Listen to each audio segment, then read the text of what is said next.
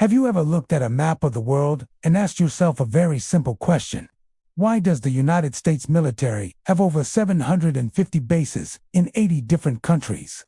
Why is the American Navy constantly patrolling oceans thousands of miles away from its own borders? The politicians and the news media will tell you a very noble story. They will tell you that it is about protecting democracy, fighting terrorism, or maintaining global peace. But if you look at the history of the last 50 years, a different pattern emerges.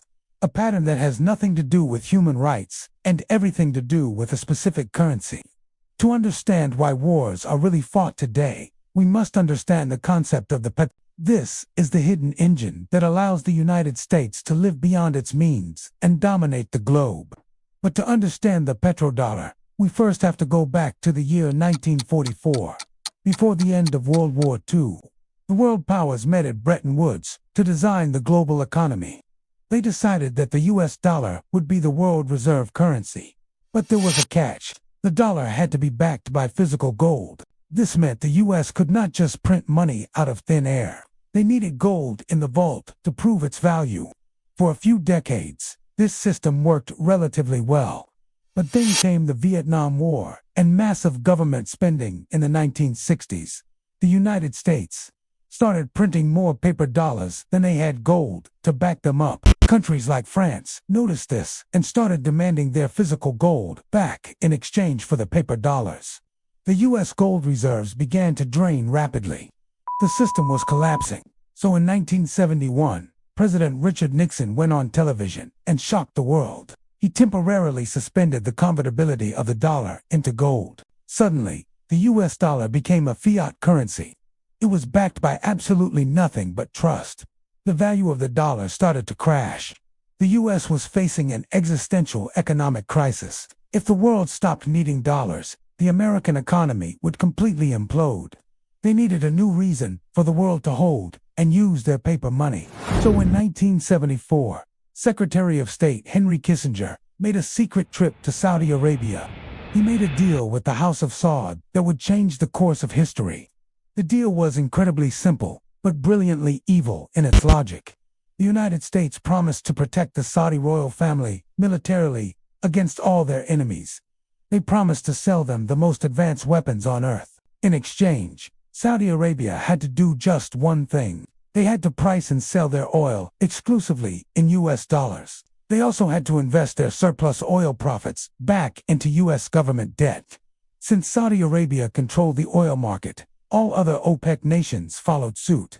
This was the birth of the petrodollar system. Suddenly, every country on earth needed oil to survive, and to buy oil, they first had to buy US dollars.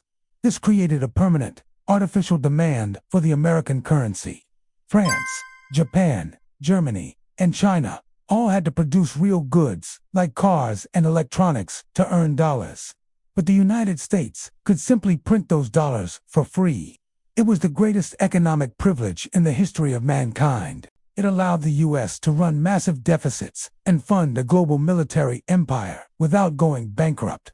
But this system depends entirely on the monopoly of the dollar in the oil trade. And history shows that anyone who threatens this monopoly pays the ultimate price. In the year 2000, Iraq's leader Saddam Hussein made a bold announcement. He stated that Iraq would stop selling its oil in US dollars and start selling it in euros instead. This was a direct attack on the petrodollar system. A few years later, the United States invaded Iraq, claiming he had weapons of mass destruction. Those weapons were never found, but something else happened immediately. As soon as the US took control, the sale of Iraqi oil was switched back to US dollars. Was this just a coincidence? Let's look at another example. In 2011, Muammar Gaddafi of Libya proposed a new currency for the entire African continent. He wanted to create a gold-backed currency called the gold dinar. He planned to sell Libya's oil only for this gold currency, bypassing the US dollar and the euro. This would have liberated Africa from Western financial control, but it would have destroyed the demand for the dollar and the French franc in the region. Suddenly, the West decided that Gaddafi was a dictator who had to be removed immediately. NATO intervened, his government was overthrown, and the plan for the gold dinar died with him. Today, We are seeing the same tensions rising again with Russia and China. The BRICS nations are actively trying to trade oil and gas using their own currencies. They are building a system to bypass the US dollar completely. This is why the geopolitical tension in the world is higher than it has been in decades. The United States knows that if the petrodollar dies, their empire dies with it. If the world stops needing dollars to buy oil, trillions of dollars will flood back to America. This would cause hyperinflation that would make the Great Depression look like a picnic. So the next time you see a news report about a new war in the Middle East, don't just listen to the superficial reasons they give you on the television. Follow the money. Look at the currency being used for the resources. Ask yourself, is this a war for human rights? Or is it a war to ensure that the printer at the Federal Reserve keeps working? The petrodollar is the invisible chain that binds the entire world economy together. But chains can be broken. And when this one finally snaps, the world will change overnight. But who is the wizard behind the curtain printing all this money? Who actually controls the supply of these dollars that rule the world? In the next episode, we will expose the creature from Jekyll Island. We will look at the Federal Reserve and how they steal your wealth through inflation. If you found this video eye-opening, please subscribe and turn on notifications. We are building a community that questions the official narrative. Leave a comment below. Do you think the dollar will collapse soon? And check out our other videos for more hidden logic.